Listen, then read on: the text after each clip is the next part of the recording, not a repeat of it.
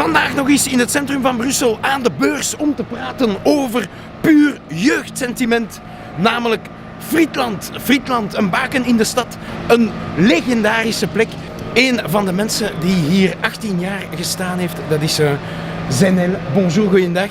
Bonjour Saïd. On est devant la boîte familiale depuis 78, c'est aussi vieux que moi, 40 ans que Frietland est Frietland. Et c'est une véritable histoire belge, une histoire bruxelloise, parce que y a de la frite et il y a de l'immigration.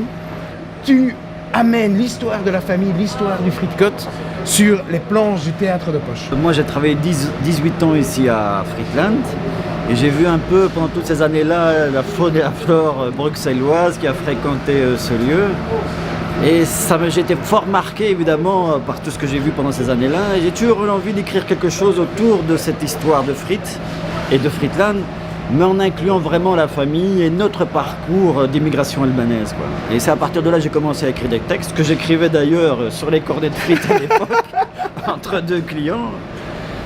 Voilà, je serai là du 23 avril au 18 mai au Poche pour raconter l'histoire de Frietland. On va aller se prendre une frite du coup. Ben, bien sûr. J'ai toujours eu mon petit spécial Frietland, on va dire.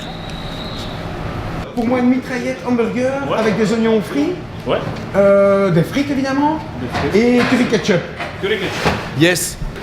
Le Frietland là, c'est Frietland Grand Luxe. De Marais, l'ancien bourgmestre de Bruxelles, qui ne supportait plus la devanture à l'époque qu'on avait. Et il appelait ça le boui-boui infect de la bourse.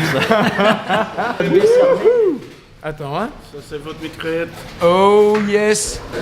Comme dans mon souvenir. Ça n'a pas changé. Moi j'ai commencé à écrire vers mes 14 ans.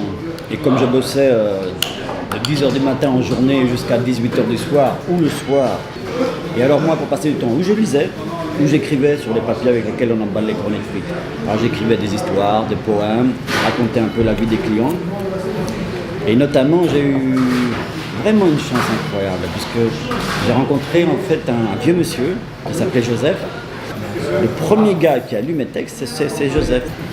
Et alors il m'a donné des bouquins, on a commencé à parler de littérature, il m'a vraiment nourri à un autre monde, parce qu'à moi c'était plutôt Jules Verne et ces choses-là.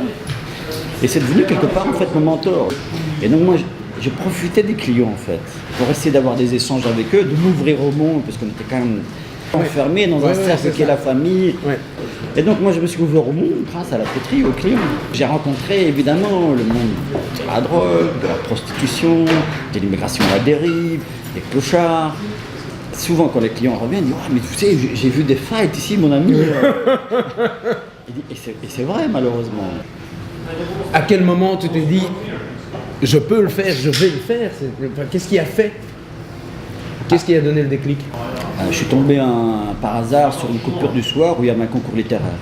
Et donc j'ai écrit sur Joseph, sur le clochard. J'ai appelé le texte rêve, je l'ai envoyé dans une enveloppe et je l'ai envoyé. Mais j'avais menti, puisqu'il fallait être à l'école. Ah merde! Et moi j'ai mis la classe où j'étais à l'époque avec le nom de Madame Marnel Rettergem, ma prof de français. 3 semaines après, je ferai une lettre. Monsieur Lassie, j'étais informé que vous avez gagné un prix littéraire, je suis étonné du courrier qui m'est adressé, êtes-vous encore à l'école? Mais non, évidemment. Et là, je me suis mis bien en tête, j'ai dit, il faut y aller.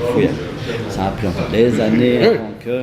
La vraie histoire belge et bruxelloise d'un des Frietcotes les plus connus de Bruxelles et probablement aussi du monde. Frietland, à partir du 23 avril au théâtre de poche. Alors, venez nombreux. Voilà. Et merci.